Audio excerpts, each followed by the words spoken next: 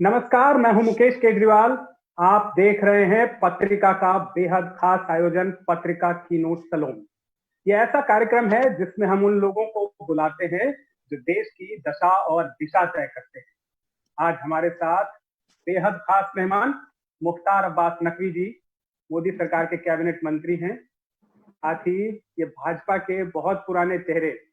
जब भी विपक्ष की ओर से कोई बड़ा हमला होता रहा है, पिछले लंबे समय से हम लोग देखते रहे हैं टीवी पर, और जब भी कोई बड़ा हमला होता है, खास करके भाजपा के सेकुलरिज्म पे जब भी सवाल उठाया जाता है, तो नकवी साहब इसे पूरी तरह से ध्वस्त कर देते हैं। इनके पास अल्पसंख्यक मामलों का मंत्रालय है।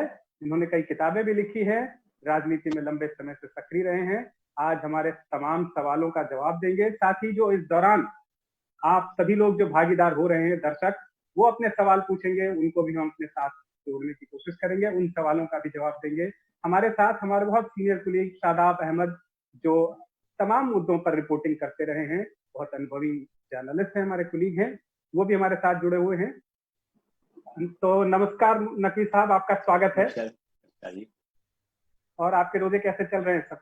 बहुत अच्छे चल रहे हैं। और अब तो ईद भी आने वाली है। बिल्कुल, रमजान का समय चल रहा है और ये कोरोना का भी समय चल रहा है। इस दौरान, कोरोना की महामारी के दौरान भी हमने देखा कि किस तरह से देश में कई बांटने वाली बातें होती रही। आप इसे कैसे देखते हैं और कैसे दूर करने की तैयारी रखती है? देखिए, हमारे देश की जो संस्कृति है, हमारे देश का जो संस्कार है, वो अनेकता में एकता का है। और हम जब कहते हैं कि यूनिटी इन डाइवर्सिटी, तो वो हमारी संस्कृति और संस्कार के ये सदियों पुरानी विरासत है।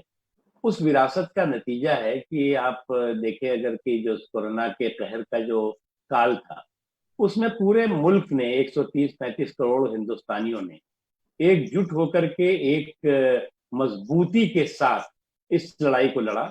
और जिसका नतीजा है कि आज अगर आप देखें तो दुनिया के से अगर आप मुकाबला करें, तो मेरे मुल्क में जो कोरोना की मारक क्षमता है वो कमजोर हुई है। हम दुनिया से इसलिए मुकाबला नहीं कर सकते कि हमारी 130-135 करोड़ की आबादी है। कई बड़े बड़े देश ऐसे हैं जिनको जो हमारे एक राज्य के बराबर है। तो वो वहां पर अगर देखें तो वहां पर जो प्रतिशत है मृत्यु का, जो कोरोना पॉजिटिव लोग हैं, जो उनसे प्रभावित लोग हैं उनका, और मेरे देश में उसका नतीजा, उसका एक ही प्रमुख कारण है कि अगर शुरुआत से ही, अगर जनवरी की शुरुआत से आप देखें तो प्रधानमंत्री नरेंद्र मोदी जी ने जिस दूरदर्शिता के साथ जो कोरोना का संकट था, उसके बाद जो आने वाला संकट है, उसको समझा और उस दिशा में राज्य सरकारों को साथ लेकर के आगे काम किया। और उससे भी महत्वपूर्ण है देश के लोगों का संयम, अनुशासन और सावधानी। अगर देश के लोगों ने संयम, अनुशासन और सावधानी के साथ, लॉकडाउन रहा हो या और दिशा निर्देश रहे हो, उसका पालन न किया होता, तो हो सकता है कि कोरोना के कहर देश में बहुत लंबा चल सकता था। क्योंकि हमने जैसा बताया कि हमारी बहुत बड़ी आबादी है और आज हमारा क्षमता कमजोर हुई है। हमें पूरा यकीन है कि आने वाले दिनों में हमें इस बीमारी से मुक्ति मिलेगी। और हम जब जान है और जहान है की बात करते हैं, तो देखिए हमारे पास कई बीमारियां रही हैं, उन बीमारियों के साथ हम जी रहे हैं। तो हम अपनी संयम और सावधानी के साथ हम आगे बढ़ेंगे। आगे हमारी जिंदगी, अभी रेल पटरी पे चल रही है, अभी जिंदगी भी पटरी पे चलेगी। बिल्कुल, काफी चीजें नॉर्मलाइज करने की कोशिश हो रही हैं, जिंदगी पटरी पर आए इसकी कोशिश सरकार भी कर रही है, लोगों में अनावश्यक डर न रहे। आपने संयम और सावधानी, अनुशासन की बात की। कहीं ना कहीं लगता है कि तबलीगी जमात वो इस परीक्षा में, आप किस तरह से आते हैं? देखिए, ये दिसंबर के आखिर में की बात है ये, यानी कि कोरोना के बारे में चर्चाएं शुरू हो गई थी और जनवरी में एक तरह से, पूरी तरह से एक उसका विस्फोट होना शुरू हो गया था और फरवरी तक तो इसका बहुत ज्यादा हुआ। जो तबलीगी जमात के लोग हैं, उन्होंने जो है वो एक तरह से जो आपराधिक लापरवाही, एक क्रिमिनल नेग्लिजेंस किया, उसका एक बहुत नुकसान हुआ। हो सकता है कि हमें जो है वो लॉकडाउन 1 के बाद 2 नहीं करना पड़ता, 2 के बाद 3 नहीं करना पड़ता, 4 नहीं करना पड़ता, क्योंकि ये केवल इन्होंने दिल्ली की समस्या नहीं हुई है, ये कोरोना कैरियर के रूप में ये देश के अलग अलग हिस्सों में गए और उसका वो एक स्प्रेड किया। उससे वो इम्पोर्टेंट नहीं है, इम्पोर्टेंट ये है कि उसके बाद उसको वो जस्टिफाई करते रहे। कोशिश नहीं की कि जो लोग भी, चाहे उनके साथ देश के या विदेश के जो भी आए थे, उनको जो है वो जो स्वास्थ्य कर्मी है उनसे वो जांच करा करके और क्वारंटाइन हो, आइसोलेशन में जाए या कुछ करे, नहीं। उन्होंने कहा नहीं जी ऐसा हम कुछ नहीं करने वाले, वो गलत किया उन्होंने। लेकिन उसको जो है एक बात आपको समझना होगा, मुझे अनफॉर्चुनेटली मुझे दुख है इस बात का कि कुछ लोग इस एक जमात और एक संस्था जो कि चुटकी भर लोग होंगे, उनके इस गुनाह को एक पूरी कम्युनिटी के गुनाह के रूप में पेश करने की कोशिश करते हैं। ये कम्युनिटी का गुनाह नहीं है, ये व्यक्ति या संस्था का, एक सीमित संस्था का गुनाह है। जो कानून है उसमें कार्रवाई कर रहा है, लेकिन इसको जो है वो कम्युनिटी के गुनाह के रूप में नहीं देखना चाहिए। और कम्युनिटी ने बहुत ही संयम के साथ, बहुत अनुशासन के साथ एकजुट होकर के, और लॉकडाउन के सभी आप देखिए जनता कर्फ्यू हुआ प्रधानमंत्री जी के निवेदन पर, कितना मजबूती के साथ, कोई धर्म, कोई जाति, कोई क्षेत्र ऐसा बचा नहीं था जिसने जनता कर्फ्यू को मुस्तैदी से पालन किया और थाली और ताली बजा करके जो कोरोना वॉरियर्स हैं उनका सम्मान भी किया।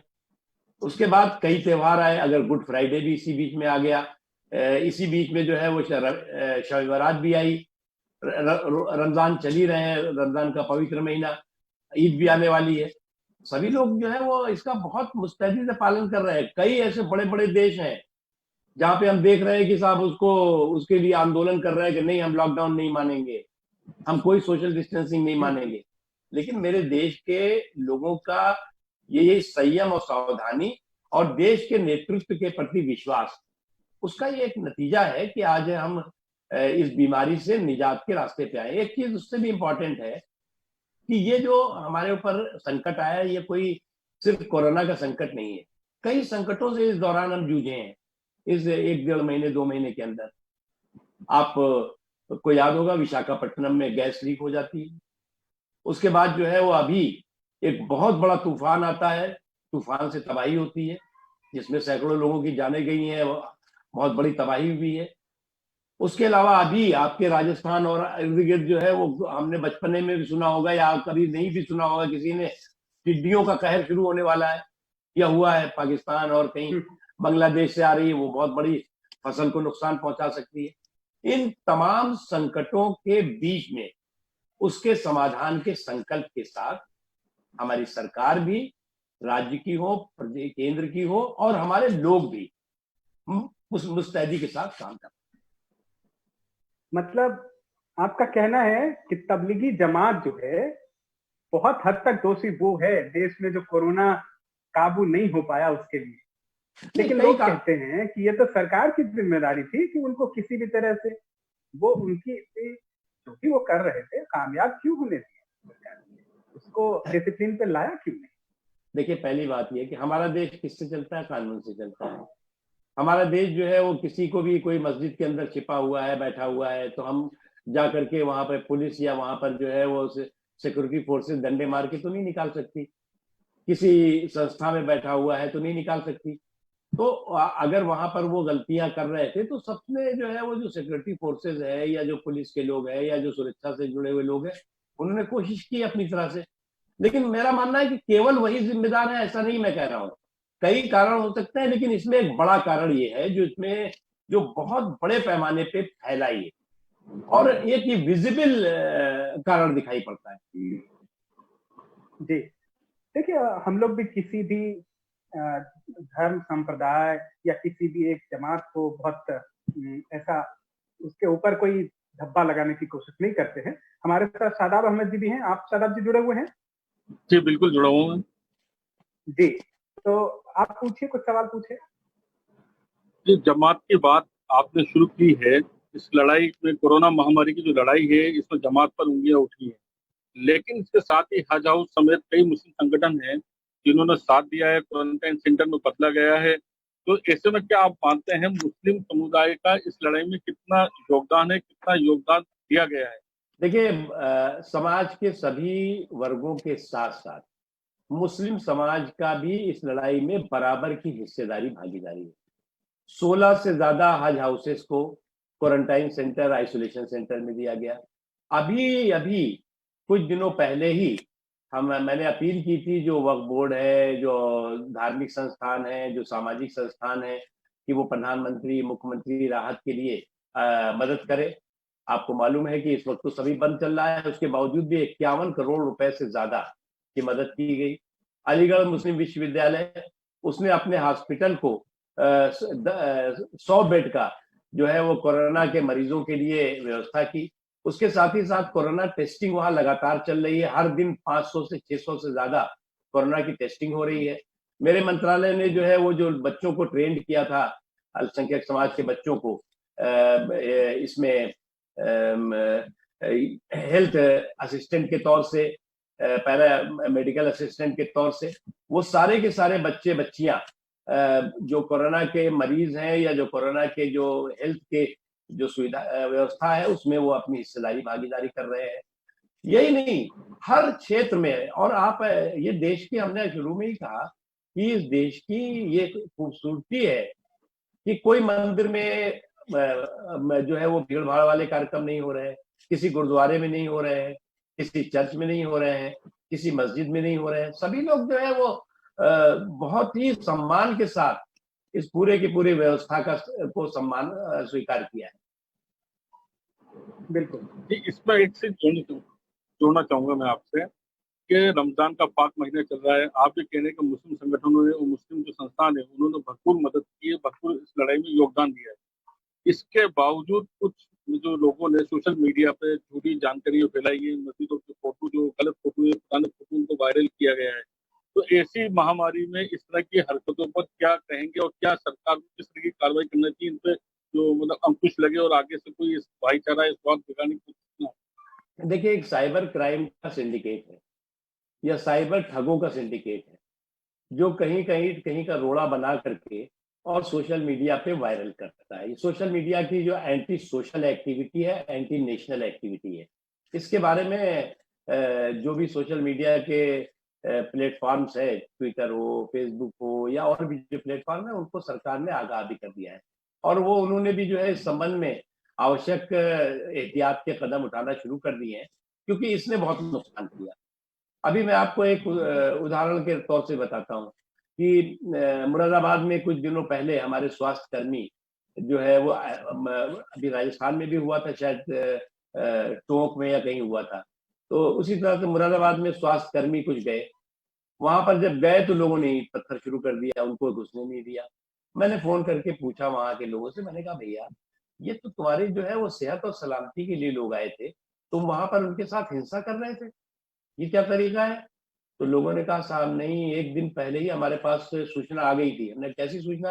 बोले वीडियो आया था और उस वीडियो में ये बहुत साफ साफ कहा था कि देखो तुम्हारे यहाँ आने वाले हैं ये सब स्वास्थ्य कर्मी लोग, सुरक्षा कर्मी लोग, और तुम्हें ऐसी सुई लगाएंगे या तो तुम मर जाओगे या स्लो पॉइजन के तौर से धीरे धीरे बर्बाद हो जाओगे, या तुम्हारे सारे अंग जो है वो अस्त व्यस्त हो जाएंगे और बेकार हो जाओगे।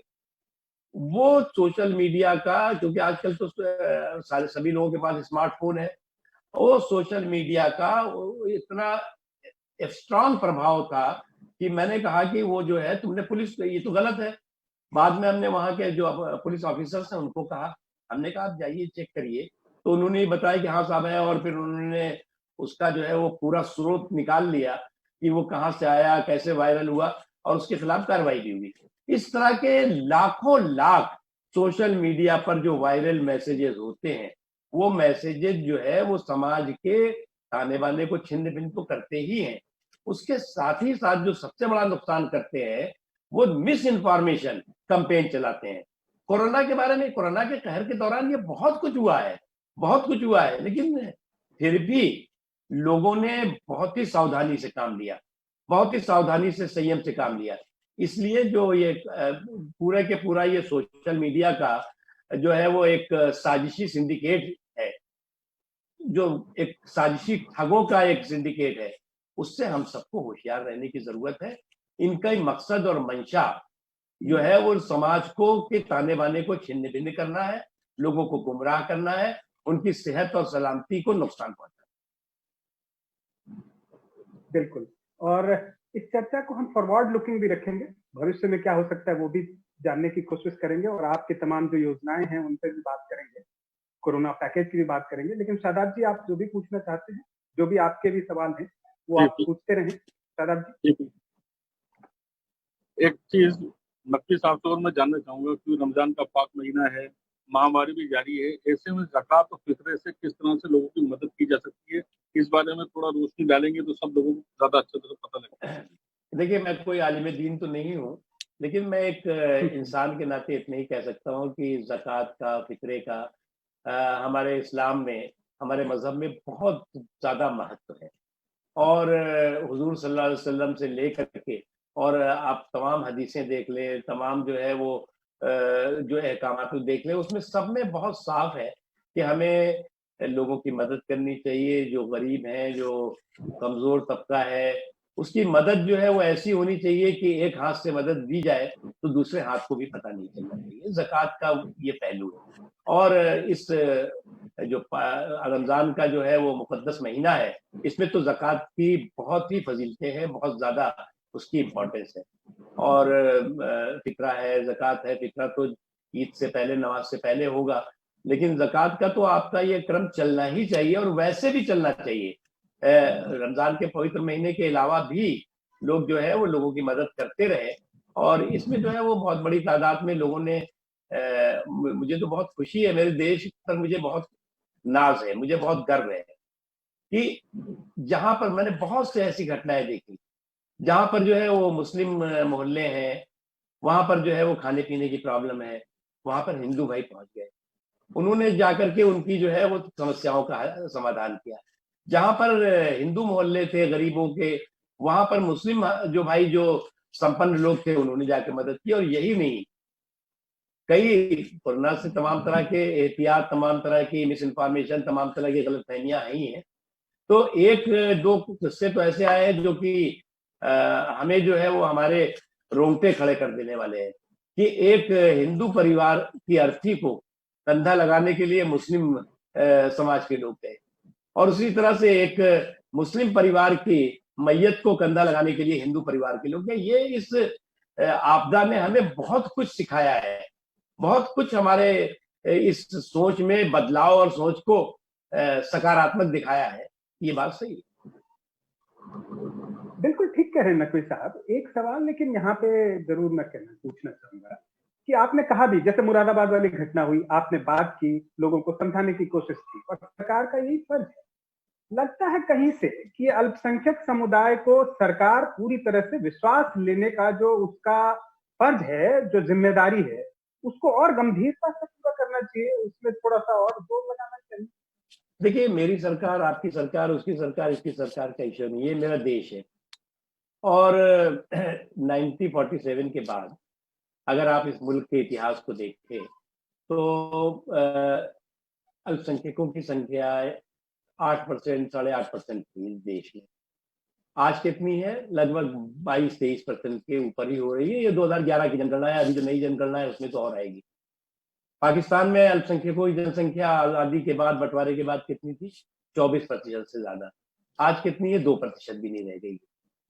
इसलिए जो है वो इस देश में अल्पसंख्यक देश के और लोगों के साथ बराबर से तरक्की के हिस्सेदार, भागीदार बने हैं, हटे भूले हैं। और हर क्षेत्र में, जहां तक मोदी जी के आने के बाद का सवाल है, आप देखें जब मोदी जी 2014 में आए तो ये केंद्र सरकार की नौकरियों में अल्पसंख्यकों की भागीदारी 4% के लगभग थी, आज 10% से ज्यादा है। उस समय जो है वो ड्रॉप आउट रेट, यानी कि बीच में स्कूल छोड़ के बच्चों के छोड़ने का जो रेट था, क्योंकि आर्थिक रूप से कमजोर हैं, तो वो जो है वो लगभग 73-74% था, जो आज जो है वो 32% रह गया। उसका मुख्य कारण है कि लगभग 3.5 करोड़ से ज्यादा अल्पसंख्यक छात्र छात्राओं को हमने स्कॉलरशिप दी। उसी तरह से रोजगार और रोजगार के मौकों के साथ जोड़ा गया। और सिविल सर्विसेज है, जिसे IAS कहते हैं, IPS कहते हैं, या और भी जो एलाइड सर्विसेज हैं, उनमें अगर 3 साल का आप डिटेल देखें तो आजादी के बाद से सबसे ज्यादा अल्पसंख्यक समाज के लोग सिविल सर्विसेज में जो है वो चुने गए हैं। ये मैं नहीं कह रहा हूं कि ये सरकार ने कोई एहसान किया है, ये उनके अंदर काबिलियत थी। हमने जो है वो डिस्क्रिमिनेशन का जो माहौल था, जो भेदभाव का माहौल था वो खत्म करके ट्रांसपेरेंट तरीके से जो काबिल है उसकी काबिलियत की कदर की, और उसका नतीजा हुआ कि आज जो है वो आप देख रहे हैं 3 सालों में लोग कह रहे हैं कि आजादी से लेकर आज तक सबसे ज्यादा जो है एडमिनिस्ट्रेटिव सर्विसेज हो, एलाइड सर्विसेज हो, उन जगहों पर अल्पसंख्यकों की हिस्सेदारी भागीदारी हुई। हाँ नकवी साहब, आपने भारत के संदर्भ में सही बातें कही। एक चीज मैं यहाँ पे डिफर करता हूँ, पाकिस्तान का जो हवाला दिया जाता है 1947 के बाद 2 साल तक वहां पे काफी बड़ी संख्या में वहां के जो अल्पसंख्यक यानी हिंदू जो थे वो यहाँ आए। तो 51 की जनगणना है उसको देखें तो वो वहां पे अल्पसंख्यकों का उतना डेटा फर्क नहीं होता है। खैर वो पाकिस्तान की बात छोड़े, हम लोग तो ये तय करें कि जैसे आपने कहा नहीं, मैं आपको बताता हूँ टेक्निकल। कुछ लोग आप क्योंकि पत्रकार है, बुद्धिजीवी है, तो कुछ लोग कई सवाल करते साहब इसी बीच में जो है वो बांग्लादेश भी बन गया, इसी बीच में जो है वो 51 के बाद जो है बहुत से हिंदू चले आए। अरे भैया, बांग्लादेश में भी तो अभी 2% ही है ना, तो इसलिए जो है वो कहीं पे कोई बहुत बड़ा, आप चाहे कान इधर से पकड़िए चाहे इधर से पकड़िए, सच्चाई है। हिंदुस्तान में अल्पसंख्यक 20-22% है तो ये सच्चाई है। वहां पर 2% रह गए, ये सच्चाई है। और जो रह गए उनके क्या हाशिर और क्या हालात है वो सच्चाई है। वो वहां पर मतलब उनके साथ जो जुल्म हो रहा है, जो अन्याय हो रहा है, जो अत्याचार हो रहा है, वो किसी से छिपा नहीं है। हाँ, लेकिन हम लोग तो जो है अच्छे उदाहरण देखे ना, दुनिया के वो तमाम डेमोक्रेसी जहां पे बिल्कुल डिस्क्रिमिनेशन, ऐसा तो एब्सोल्यूट कहीं भी नहीं है, लेकिन जो बेहतर उदाहरण है हम उनको देखें। और आप बता रहे थे किस तरह ट्रेनिंग देने की बात, एक हुनर हाट आपने बहुत अच्छा कार्यक्रम शुरू किया था, वो किस स्थिति में है? और क्या अभी तो लॉकडाउन चल रहा था, फिर अभी कोरोना का टाइम चल रहा है, कैसे क्या उसको आप दुनिया के, मैं हुनर हाट पे आता हूँ, दुनिया का कोई भी देश आप बताइए, कोई भी देश में कह रहा हूं जो डेमोक्रेटिक जिसे कंट्री कहते हैं, जो संविधान से चलता हो अपने, जिसमें कि हिंदुस्तान से ज्यादा संवैधानिक स्वतंत्रता हो, सामाजिक, आर्थिक, धार्मिक अधिकारों की सुरक्षा की गारंटी हो, आप दुनिया का कोई मुल्क बताइए, आप दुनिया का कोई मुल्क जहां पर कि बड़े बड़े देश जो है हमें ज्ञान देते फिरते हैं, हमें जो है उपदेश देते फिरते हैं, आज कहीं पर भी जो है वो आप नहीं बता सकते। आज हमारे देश में जो है वो आजादी है, हमारी संवैधानिक गारंटी है, हमारा संविधान हमें गारंटी देता है, और संविधान से ज्यादा इस देश के लोगों का की संस्कृति और संस्कार सहिष्णुता का है, भाईचारे का है, सौहार्द का है, और उसके सहारे ही देश चल रहा है। और ये अगर कश्मीर से कन्याकुमारी तक बहुत कम ऐसे देश होंगे जहां पर कि सभी धर्मों के लोग रहते हो, धर्म मानने वाले भी हैं और धर्म को न मानने वाले भी लोग रहते हैं। दुनिया के किसी देश में जो धर्म होगा वो हिंदुस्तान में मानने वाले होंगे, थोड़े होंगे, ज्यादा होंगे। दुनिया में कोई भी हर तरह की भाषा बोलने वाले, यहाँ खान पान अलग अलग है, तो ये अनेकता में एकता हम ऐसे नहीं कहते। और इसी अनेकता में एकता के संकल्प को से हम एक भारत श्रेष्ठ भारत के रास्ते पे चल रहे हैं।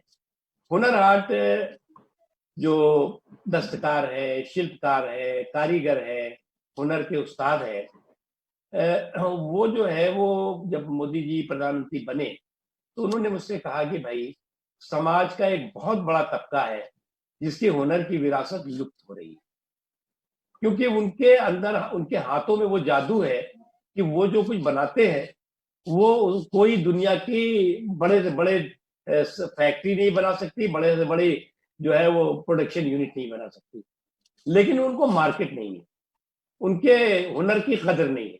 उन्हें मार्केट भी होना चाहिए, मौका मिलना चाहिए। उसके बाद हम लोगों ने हुनर हाट का आयोजन किया। हुनर हाट में हमने पूरे देश भर के, कश्मीर से लेकर कन्याकुमारी तक, हर चाहे केरला का हो, चाहे कर्नाटक से हो, चाहे उत्तर प्रदेश हो, चाहे राजस्थान हो, चाहे बिहार हो, झारखंड हो, पश्चिम बंगाल हो, महाराष्ट्र हो, कोई कोना ऐसा नहीं है। हर कोने के चुन चुन करके दस्तकारों, शिल्पकारों को मौका दिया, और मौका और मार्केट जो है हमने किसी गली में नहीं दिया, बल्कि इतने सम्मानित स्थान पर उनको हमने कहा कि आप आइए। और लोगों ने, हम देश के लोगों को भी सलाम करते हैं कि लोगों ने जो उनकी हौसला अफजाई की है, उनके स्वदेशी उत्पादनों को जितना सराहा है, उनकी खरीद की है, लाखों लाख की खरीद करते थे। और एक दस्तकार, एक शिल्पकार अपने साथ के लोगों को, सैकड़ों लोगों को लेकर के वहां पर अपना उत्पादन करता है, निर्माण करता है और फिर हुनर हाट में आता है। और बड़ी बड़ी जगहों पे, चाहे वो मुंबई रहा हो, जयपुर में जो है जवाहर कला केंद्र में किया गया है, लखनऊ में हुआ है, दिल्ली में इंडिया गेट पर या और जगहों पे, और बहुत बड़ी संख्या में हुनर हाट। तो लगभग 5 लाख से ज्यादा दस्तकारों, शिल्पकारों को इन 4.5 सालों में रोजगार, मौका और मार्केट मुहैया कराया गया। क्योंकि ये कोरोना का एक काल था, इस दौरान जो है वो बहुत बड़ी समस्या थी कि कहीं हो नहीं सकता था। सितंबर से हम फिर से हुनर हाट शुरू हो रहा है, जिसमें कि हम नए तेवर और कलेवर के साथ होगा। इसमें ज्यादा से और ज्यादा दस्तकारों, शिल्पकारों की भागीदारी होगी। इसका डिजिटल प्लेटफॉर्म भी होगा कि अगर कोई दस्तकार, शिल्पकार का जो स्वदेशी उत्पादन है, उस स्वदेशी उत्पादन को कोई लेना चाहता है तो वो ऑनलाइन भी उसको देख सकता है। हमारी वेबसाइट होगी हुनर हाट की, और उसके साथ ही साथ खरीदारी भी कर सकता है। और उसकी थीम इस बार होगी कि लोकल टू ग्लोबल, लोकल से ग्लोबल। उस थीम के साथ हम इसको कर रहे हैं। और हमने संकल्प लिया है कि हम इस साल ही 2 दर्जन से ज्यादा हुनर हाटों का आयोजन करके लाखों दस्तकारों, शिल्पकारों को मार्केट और मौका देंगे और रोजगार के अवसर। जी शादाब भाई, जब भी आपको सवाल पूछना हो, आप दिखाई नहीं दे रहे, इसलिए आप पूछना शुरू कर दीजिएगा। मैं फिलहाल ये पूछना चाहूंगा कि आपने भी, प्रधानमंत्री जी ने भी, गृह मंत्री जी ने भी, सभी कह रहे हैं कि अब मेक इन इंडिया, स्वदेशी, इस पे जोर दे रहे हैं। लेकिन सरकार के जो पॉलिसी है, जो फाइनेंस मिनिस्टर अनाउंसमेंट कर रही है, उसमें तो सारा ध्यान, सारा तवज्जो इस बात पे है कि कैसे फॉरेन डायरेक्ट इन्वेस्टमेंट मंगाया जाए। तो दोनों चीजें कैसे साथ चलें?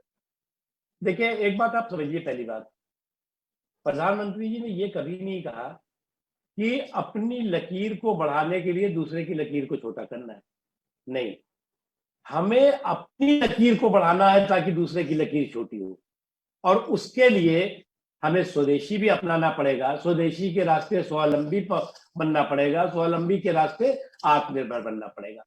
और स्वदेशी कोई हमारे लिए जो है वो मतलब गर्व का विषय है। प्रधानमंत्री जी अगर कहते हैं कि हमें लोकल पे वोकल होना होगा, तो इसका मतलब यही हुआ।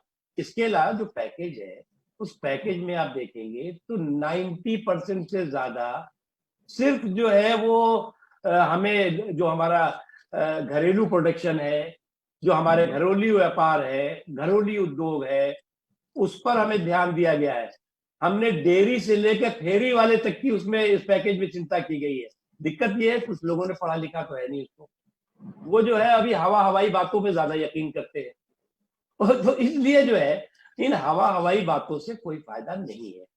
अब हमें जो है वो आज इस संकट के समय उसके संकट के समाधान का हिस्सा बनना चाहिए, सियासी घमासान का हिस्सा नहीं।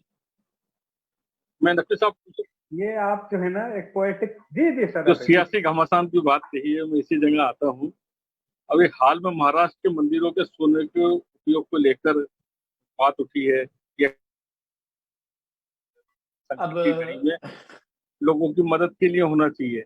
इसी को लेकर भाजपा की तरफ से विरोध किया गया और कहा गया कि जो दरगाह, मस्जिद समेत जो अन्य वक्फ जमीनें हैं, उनको सरकार को नीलाम करना चाहिए और इसको लोगों की मदद के लिए, इससे जो पैसा है वो लोगों के लिए मदद को दे देना चाहिए। इसको आप किस तरीके देखते हैं? अभी इस देश में इतनी बुरी हालत नहीं है कि हमें मंदिरों की, मस्जिदों की, दरगाहों के जो है सोने चांदी नीलाम करना पड़े।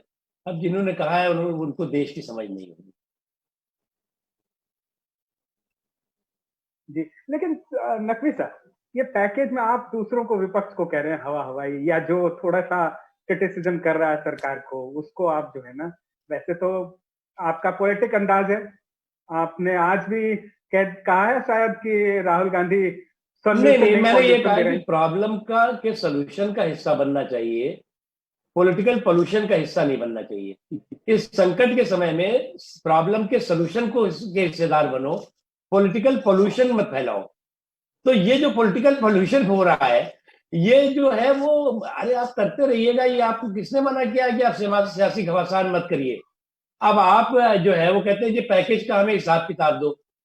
अब हम पैकेज का इनको हिसाब किताब बही खाता दिखाएं, या हम जो जमीन पे गांव, गरीब किसान, झुग्गी झोपड़ी का इंसान, जो मजबूत कमजोर तबका है, उसके हम समस्याओं के समाधान के रास्ते पे चले। आप जब बही खाता देखना होगा ना, पार्लियामेंट चलेगा, हम सब तुम्हें दिखा देंगे। नितिन साहब, 20 लाख करोड़, कई आपके कुलीग तो उसको 21 लाख करोड़ बता रहे हैं, प्रधानमंत्री जी ने 20 लाख करोड़। लेकिन साहब, ये बात थोड़ी सी अटपटी लगती है कि इतना पैसा तो खर्च हो गया, लेकिन हमारे ही मुल्क के लोग हैं, अपने ही देश में एक जगह से दूसरी जगह जाने के लिए जो हालात आप देख रहे हैं, आप लोग न तो उससे वोकल हो रहे हैं, न उनको घर पहुंचाने के लिए। जब इतना पैसा है हमारे पास और हमारे मंदिरों मस्जिदों में भी इतनी अकूत संपदा रखी है, वो कब काम आएगी? उनको क्यों नहीं हम अपने कंधों पे बिठा के लेके जाते? कंधों पे कहने का मतलब उनके लिए रेलगाड़ी, उनके लिए बस, उनके लिए जो भी सुविधा हो सकती है। देखिए, पहले भैया, पहले बात आप समझिए, मैंने शुरू से कहा कि मेरे देश में 135 करोड़ से की ज्यादा आबादी है। हमारे जो अलग अलग राज्यों के में जो है, वो जो हमारे भाई है, बहन है, वो अलग अलग जगहों पे, अलग अलग देश के हिस्सों में काम करते हैं, जाकर के, जिन्हें आप प्रवासी श्रमिक कहते हैं। ये प्रवासी श्रमिक करोड़ों की संख्या में, 1 लाख 2 लाख की संख्या में नहीं है। कोई कहता है कि 30 करोड़ है, कोई कहता है 40, जो भी संख्या है। उसके बाद ये एक संकट का समय आया।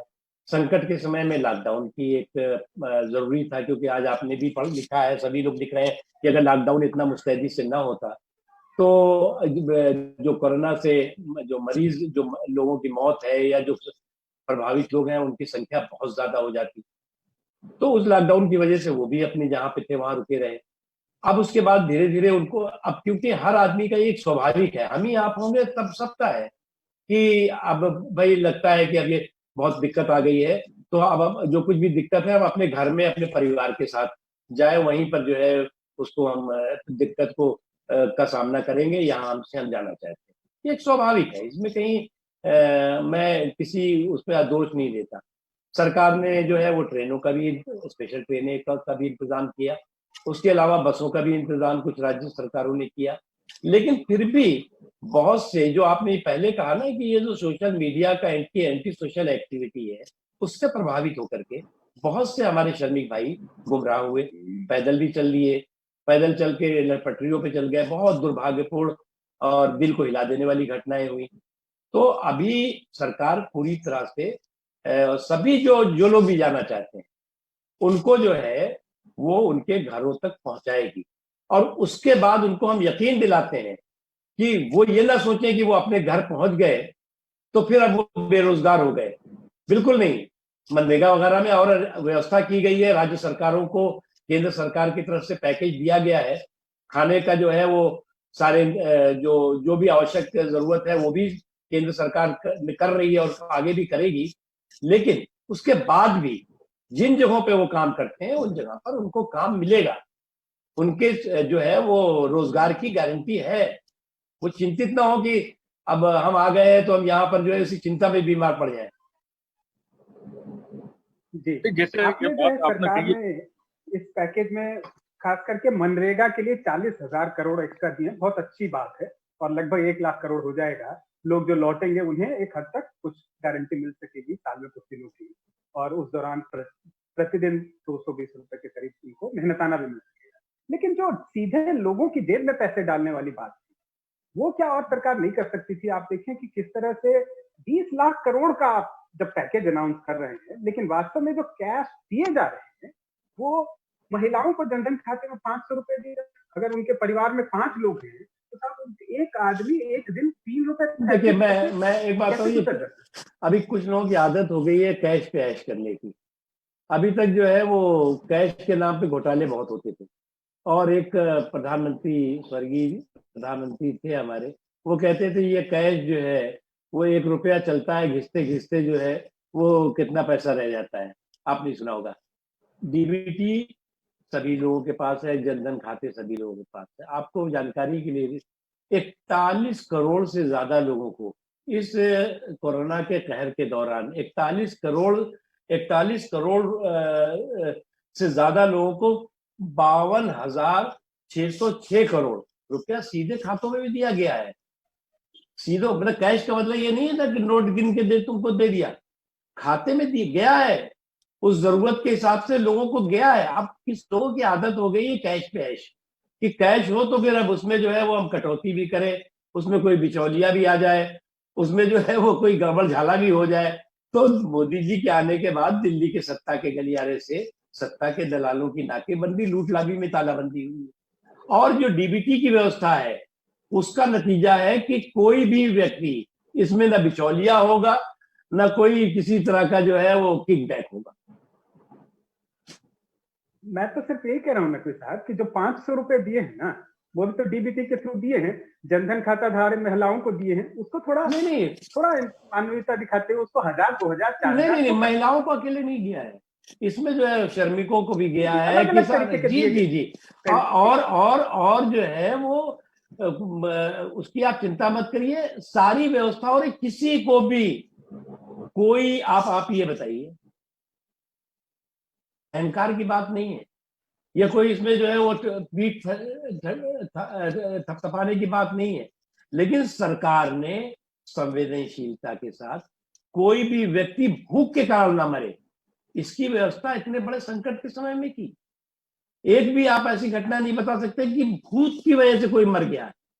हाँ, ये बात सही है, फिर भी ये कोई हम अपनी उपलब्धि नहीं कह रहे हैं, ये जो है वो कोशिश है इस संकट में, इतने बड़े देश में सरकार चाहे राज्य की हो चाहे केंद्र की, उसकी कोशिश हुई है। और अपने लोगों की सुरक्षा, अपने लोगों की सेहत, अपने लोगों की सलामती के संकल्प के साथ सबने काम किया है। जी सदाब जी, कुछ पूछ रहे थे आप? हाँ बिल्कुल, मैं पूछ रहा था, जैसे अब अभी ये बात चल रही थी पैकेज को लेकर, कांग्रेस समेत 22 दल कल जो विपक्षी दल हैं वो एक साथ बैठे, मीटिंग की उन्होंने, और ये कहा कि 60% आबादी का वो रिप्रेजेंट करते हैं, इसलिए हमारी सेंट्रल गवर्नमेंट को आवाज सुननी चाहिए। तो वही बात जो मुकेश जी कह रहे थे पैकेज को लेकर, तो कैश ट्रांसफर को लेकर वो नाकाफी है। उन्होंने एक 11 सूत्री मेमोरेंडम जो है वो बनाया है और वो दिया है, जिसमें सबसे पहला ये कहा गया है कि जो इनकम टैक्स ब्रैकेट से जो बाहर है जो फैमिलीज, उनको 7,500 रुपए नकद जो है वो देना चाहिए। तो वही बात मैं आपसे पूछूं, तो वो इसमें दिक्कत क्या है?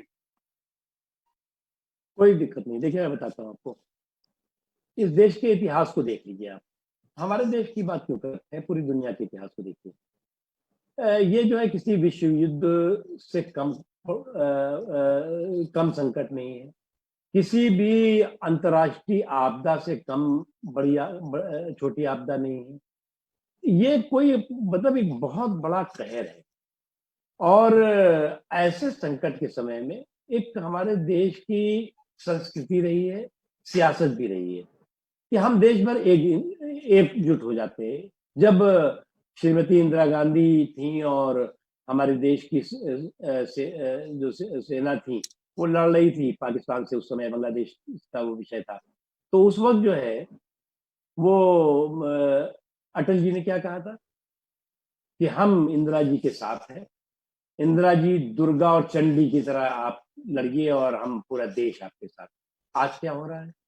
आज जो है वो क्या ये विपक्ष की जिम्मेदारी नहीं थी कि विपक्ष के लोग, अगर सोनिया गांधी जी ने जो है वो बैठक बुलाई थी तो कंफ्यूजन क्रिएट करने के बजाय कॉन्फिडेंस बिल्डअप करने के लिए लोगों की हिस्सेदारी भागीदारी करते? क्या ये विपक्ष की रिस्पॉन्सिबिलिटी नहीं थी कि इस संकट के समय सवाल के बजाय उसके समाधान की हिस्सेदारी भागीदारी करते?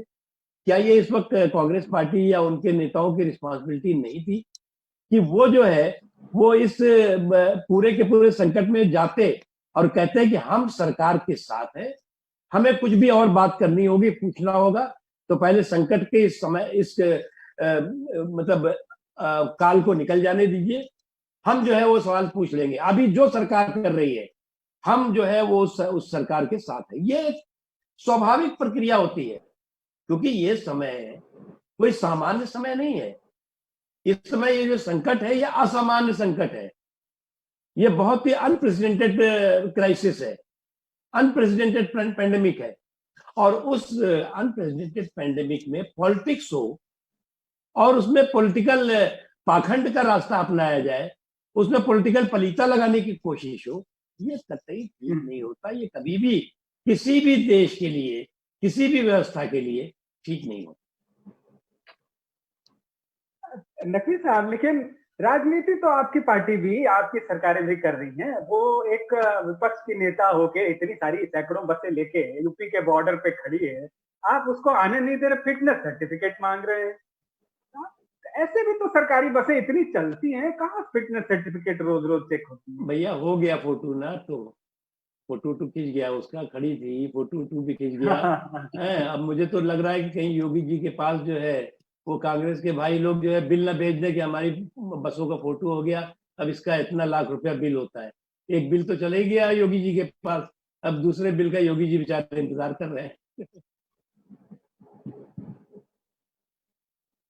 हमारे पास जो है इस बीच जो सवाल ज्यादातर आ रहे हैं नकवी साहब, वो इसी तरह के आ रहे हैं कि भाजपा भी जो है राजनीति तो करने का मौका छोड़ नहीं रही है। राजनीति के आरोप प्रत्यारोप या फिर फायदे नुकसान हो, भाजपा भी पूरा कैलकुलेट कर रही है। देखिए हमारे लिए राजनीति जो है वो राजनीतिक पार्टी है तो राजनीति करेंगे, लेकिन राजनीति से ऊपर होती है राष्ट्रनीति। और आज जो है वो सभी लोगों को जरूरत है कि एक सामूहिक तरीके से राष्ट्रनीति, और वो राष्ट्रनीति होगी कि इस संकट के समाधान के सभी लोग हिस्सेदार भागीदार बने। नकवी साहब, एक सवाल ये भी आया है कि ऐसे समय में जब गरीबों के लिए बहुत समस्या हो रही है, क्या माइनॉरिटीज को अलग से कुछ लोन, आप भी जानते, हम सब जानते हैं कि माइनॉरिटीज बहुत गरीब हैं और सोशली इकोनॉमिक, उनके लिए क्या कुछ अलग से लोन की भी व्यवस्था हो सकती है? ये हमारे मैं आपको बताऊं, मुद्रा योजना के तहत छोटे छोटे व्यापारियों को, छोटे छोटे जो काम करने वाले हैं उनको बहुत बड़ी तादाद में लोन दिया गया। उसमें जो है वो 30% से ज्यादा माइनॉरिटीज को उसका फायदा मिला है, क्योंकि वो गरीब होते हैं। उसके अलावा आज भी जो बैंकों से लोन देने की व्यवस्था की गई है, कहा गया है कि आप बैंक बिना गारंटी के लोन दीजिए, उनको, उसमें जो अल्पसंख्यक समाज है उसको भी उसका फायदा मिलेगा, जो चाहेगा उसको लोन उसका मिलेगा। उसके अलावा उनके रोजगार है, उनकी शिक्षा है, उसके लिए जो देश के तमाम लोगों को, देखिए कोई हमारा देश जो है वो कोई ऐसा तो है नहीं कि हम इस धर्म के लिए करेंगे, इसके नहीं करेंगे, इसके लिए करेंगे, तो हम उनमें उनको सपोर्ट करेंगे, हम उनमें अवेयरनेस पैदा करेंगे। हमने वो काम शुरू कर दिया है कि उनको जो है ये लोन कैसे मिल सकता है, उनको रोजगार कैसे मिल सकता है, वो शिक्षा के साथ कैसे जुड़ सकते हैं, उनके कौशल विकास की प्रक्रिया कैसे चल सकती है, ये सारी चीजों की अवेयरनेस के प्रोग्राम हमने शुरू कर दिया और भी करेंगे हम। नकवी साहब, इस पैकेज के साथ ही कई सारे अनाउंसमेंट हुए, कई फेजेज में हुए हैं। क्या अभी भी कई इंडस्ट्रीज हैं, उनको लगता है कि अभी उनकी बारी आनी बाकी है? कुछ इंडिकेशन आप दे सकते हैं कि क्या देखिए इसमें मैंने आपको एक बात कही, अगर ये पूरा के पूरा अगर आप पैकेज देखें या रिफॉर्म देखें तो आकाश से लेकर पाताल तक का रिफॉर्म है। स्पेस में भी रिफॉर्म किया गया है, एयरलाइंस में भी रिफॉर्म किया गया है, और कोल में भी किया गया है, माइन में भी किया गया है, इंडस्ट्रीज में भी किया गया है, छोटी इंडस्ट्रीज बड़े इंडस्ट्रीज में किया गया है, छोटे व्यापार बड़े व्यापारों में भी जो भी सहूलियत दी जा सकती थी वो दी गई है। किसानों के हितों की रक्षा करते हुए, पहले किसान जो है वो उसको एक बंदिश में बांध दिया गया था कि वो अपनी जो फसल है उसको जो है वो एक सीमित लाइसेंस शुदा व्यक्ति को देगा, अब वो अपनी फसल को कहीं बेच सकता है। उसके अलावा तमाम जो बंदिशें थी, तमाम जो दकियानूसी कानून थे, वैसे भी ये सरकार रिफॉर्म की सरकार रही है, ट्रांसफॉर्म करती रही है सरकार, परफॉर्म करती रही है। और उसके साथ ही साथ जो है वो अगर आप देखें तो हजारों ऐसे दकियानूसी कानून थे इन 5 सालों में, जिसको कि मोदी जी की सरकार ने खत्म किया है, और आने वाले दिनों में और जरूरत होगी और खत्म होगा। इसलिए सभी क्षेत्रों में सहूलियत दी जा रही है, सुविधाएं दी जा रही है, और उस सुविधाओं और सहूलियतों का सबको लाभ हो रहा है। लेकिन कोई भी सुविधा, कोई भी सहूलियत आखिरी नहीं होती। जैसे जैसे अनुभव आते हैं, जैसे जैसे जरूरतें महसूस होती हैं, हमारी सरकार कोई नो एंट्री वाली सरकार नहीं है या क्लोज माइंड वाली सरकार नहीं है कि हमने जो कर दिया वही सही है, हमने जो निर्णय कर दिया वही सही है, ऐसा नहीं है। जो और कोई सुझाव होंगे और कोई तर्कों और तथ्यों के आधार पर किसी तरह की बात होगी उसको आगे बढ़ाएंगे। जी सलाम भाई। जी बिल्कुल, जिस तरीके से रेलवे ने अपना काम स्टार्ट कर दिया है, एयरलाइंस भी शुरू होने वाली हैं, तो क्या पार्लियामेंट्री कामकाज है ये भी क्या बहुत जल्दी शुरू हो जाएगा? या इसको लेकर भी एक चर्चा शुरू हो चुकी है कि कब तक? नहीं, देखिए अभी फ्लाइट शुरू हो गई, ट्रेनें शुरू हो गई, बसें शुरू हो गई, धीरे धीरे सामान्य जीवन चल रहा है। पार्लियामेंट भी चलेगी, पार्लियामेंट का भी गतिविधियां होंगी। ऐसा तो हो नहीं सकता कि पार्लियामेंट बंद रहेगी और सब कुछ चलता रहेगा। उसके लिए जो है वो स्पीकर साहब है, हमारे ओम बिरला साहब, और वाइस जो हमारे चेयरमैन है राज्यसभा के श्री एम वेंकैया नायडू साहब, वो दोनों लोग उसमें मंत्रणा कर रहे हैं। और जैसे सारे पहलुओं को देखते हुए जिस तरह से सभी चीज सुचारू रूप से चलेंगी, वैसे ही पार्लियामेंट भी चलेगा। लेकिन सोशल डिस्टेंसिंग का क्या होगा सर? जैसे ट्रेनों में भी या बसों में भी पहले तो ये कॉन्सेप्ट था, पहले सोचा ये जा रहा था कि कम से कम ट्रेन में मिडिल बर्थ जो है वो न बुक की जाए, तो उससे थोड़ा सा सोशल डिस्टेंसिंग हो पाएगी। लेकिन सरकार ने इस समय भी वो ध्यान नहीं रखा है। देखिए, मुझे एक बात आप समझ लीजिए, सरकार सभी पहलुओं को, चाहे वो जो स्वास्थ्य से जुड़ी हुई संस्थाएं हैं उनसे अध्ययन करने के बाद, जो और भी लोग जो कि पूरे WHO से लेकर के और भी जो पूरे विश्वव्यापी जो इस तरह की संस्थाएं हैं, सभी से बहुत ही गहन अध्ययन के बाद, बहुत ही गहन चर्चा के बाद कोई कदम उठाती है, कोई फैसला करती है। जी, तो संसद में तो जिस तरह की सिटिंग है नकवी साहब, वो बहुत पहले बनाई गई, और अब तो देखते हैं आप लोग जिस तरह से बैठते हैं, वैसे तो हम लोग क्लासरूम में भी नहीं बैठते, इतना सटक के बैठना होता है नकवी साहब, क्योंकि वहां पे बेंच पहले की बनी हुई है, नंबर तो पार्लियामेंट बढ़ गए हैं। तो नहीं, हमारे क्या कहेंगे? कोई ऐसा तो है नहीं कि हमारे देश की ये संसद अकेली संसद है जहाँ पे ऐसी व्यवस्था है। अभी मैं देख रहा था कि ब्रिटेन की संसद चल रही थी अभी कुछ दिनों पहले, उनका कोई स्पेशल सेशन रहा होगा या क्या था। तो जैसे जो व्यवस्था है वो है, और पैनिक की जरूरत नहीं है, प्रिकॉशन की जरूरत है, और उस प्रिकॉशन को जो भी जरूरी होगा वो हम लेंगे, चाहे संसद हो चाहे सड़क। तो जैसे ऑनलाइन सब चीजें हो रही है, ऑनलाइन कॉन्फ्रेंस हो रही है, ऑनलाइन आप और हमारी बातचीत हो रही है, क्या इस तरीके से पार्लियामेंट के बारे में भी क्या विचार किया जा सकता है? अब कितने दिन ऑनलाइन रहेंगे, कुछ ऑफलाइन तो होने दीजिए। नहीं, अब तो देखिए नकवी साहब, आपने भी कई बार कहा ही है कि जीवन, और तमाम लोग कह रहे हैं, जिंदगी का तरीका जो है, तौर तरीका काफी बदल जाएगा क्या? और आप जिस तरह की बातें करते हैं नकवी साहब, थोड़ा अगर दर्शकों के साथ वो भी शेयर करें कि क्या आपका कहना है, किस तरह से जिंदगी बदलेगी? देखिए, एक बात मैं आपको बताना चाहता हूँ कि ये जो संकट है, इस संकट का समाधान हम ही निकालेंगे, और हमारा ही जो है संयम, और हमारा ही अनुशासन, और हमारी ही एकजुटता उससे निकालेंगे। न हम सफर न किसी हम नवा से निकलेगा, हमारे पांव का कांटा हम ही से निकलेगा, तेरे जुनू का नतीजा जरूर निकलेगा, इसी संकट के समुंदर से नूर निकलेगा। तो ये जो संकट है, ये आपदा है, इसे आफत नहीं बनने देना है, ये अवसर बनेगा, और ये अवसर बन चुका है। आज देश में नई सोच है, नए सोच और नए संकल्प के साथ देश आगे बढ़ रहा है।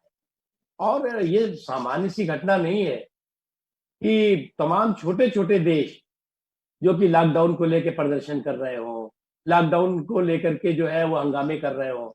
मेरे देश के 130-135 करोड़ लोग लॉकडाउन के दिशा निर्देशों का सम्मान भी कर रहे हो, उसका पालन भी कर रहे हो। आज एक संकट मोचक की भूमिका में प्रधानमंत्री नरेंद्र मोदी जी सामने दुनिया के हैं। आज दुनिया के तमाम अखबार है, तमाम संस्थाएं हैं, वो लिख रही हैं कि इस संकट के समय में अपने नागरिकों की सेहत और सलामती और सुरक्षा के लिए जिस मजबूती के साथ भारत ने प्रधानमंत्री नरेंद्र मोदी जी के नेतृत्व में काम किया है, दुनिया के किसी भी देश ने ऐसा काम, इतना अच्छा काम नहीं किया। सभी लोग सराहना कर रहे हैं। तो इस आपदा को हम आफत नहीं बनने देंगे, अवसर बनाएंगे। बिल्कुल, और सरकार की ओर से एक बार बार ये संकेत दिया जा रहा है कि क्या आने वाले समय में कुछ और पैकेज भी अनाउंस हो सकते हैं, क्योंकि ये संकट कब तक चलेगा कुछ यकीन के साथ कहा नहीं जा सकता। शादाब जी, आप अंत के कुछ 5 मिनट बचे हैं, शादाब जी कुछ आप पूछना चाहते हैं? मैं बस नकवी साहब से एक बात पूछना चाहता हूँ। जी नकवी साहब, तो आप अगर ये बताएं कि रमजान का महीना चल रहा है, ईद जल्दी आने वाली है, किस तरह से आप सरकार के अल्पसंख्यक चेहरे हैं, तो जो लोग अभी रोजे में हैं उनके लिए आपका क्या मैसेज होगा, क्या कहना चाहेंगे? और देखिए मैं सभी लोगों ने, अब तो पूरा महीना लगभग पूरा हो रहा है, सभी ने जो है रोजे रखे, इबादत की, जो रोजे के और रमजान के महीने के जो अहकामात है वो सब पूरे किए हैं। उसके साथ ही साथ कि ईद है, अब मैं तो अपने घर पे नमाज पढ़ूंगा, पहला मौका होगा कि जब ईद के वक्त जो है घर पे नमाज पढ़ेंगे। हमेशा जमात के साथ नमाज पढ़ते रहे, ईद रही हो चाहे और मौके रहे हो, चाहे लास्ट फ्राइडे ऑफ रमजान जिसे कहते हैं, आखिरी जुमा जिसे कहते हैं, वो रहा हो। तो ये सभी ने पढ़ा, सभी ने नमाज पढ़ा। मुझे तो बड़ा मतलब अभी आज मैंने बुखारी साहब का एक तस्वीर देखी कि जहाँ मस्जिद में वो अकेले थे और कुछ और 2-3 लोग थे, वो देख के उनको आंसू आ गए कि एक ऐसा काल है, ऐसा कहर है कि मस्जिद में भी लोग नहीं आ पा रहे हैं। और ये केवल हमारे मुल्क में नहीं है, सऊदी अरब की सारी मस्जिद, जो सबसे बड़ी मस्जिद जिसे कहते हैं मस्जिद नबवी, वहां पर भी जो है वो लोग नहीं इबादत कर रहे हैं। जो हरम शरीफ है, जो काबा जिसे कहते हैं आप लोग, वो जो है वहां पर तवाफ पूरी तरह से बंद है, वहां पर भीड़ भाड़ वाले प्रोग्राम बंद है। और दुनिया के तमाम इस्लामिक देश हैं, वहां पर भी जो है किसी तरह की भीड़ भाड़ वाली गतिविधियां नहीं हो रही, और मेरे देश में भी नहीं हो रही। और ईद के बाद भी, ईद के बाद हमारे देहाती भाषा में कहते हैं ईद के बाद टर होता है। तो ईद के बाद जो है वो इंशाल्लाह जो है वो और बेहतर जो है माहौल होगा, और फिर हम लोग जो है वो और खुशी से जो है वो ईद मनाएंगे आगे भी। बिल्कुल यही तरीका है इस महामारी के समय, जब हम बहुत कुछ हमारे कंट्रोल में नहीं है, तो कम से कम अपने आप को खुश रखें और एक अच्छी सोच, पॉजिटिव सोच के साथ काम करते रहें, वही एकमात्र तरीका है। नकवी साहब, बहुत बहुत शुक्रिया आपका हमारे तमाम सवालों का जवाब देने के लिए, और तमाम दर्शक जो हमें देख रहे हैं उनका भी शुक्रिया। शादाब जी जो हमारे साथ मौजूद थे उनका भी शुक्रिया। शादाब साहब आपको ईद की एडवांस में बहुत बहुत मुबारकबाद, आपको, आपके पूरे परिवार को, आपके दोस्त यारों को, आपको भी बहुत बहुत मुबारक। जी थैंक यू। और नकवी साहब ने इस दौरान ये विस्तार से कहा, खास तौर से जोर दिया कि एक किसी धर्म को या संप्रदाय को अलग करके नहीं देखना है। उनकी भूमिका कोरोना के दौरान भी सभी संप्रदाय की एक जैसी रही, राष्ट्र के लिए कैसे काम करें वो रही। एक जरूर एक खास ऑर्गेनाइजेशन को उन्होंने पॉइंट आउट करने की कोशिश की कि जिसका बहुत पॉजिटिव भूमिका नहीं कही जा सकती है।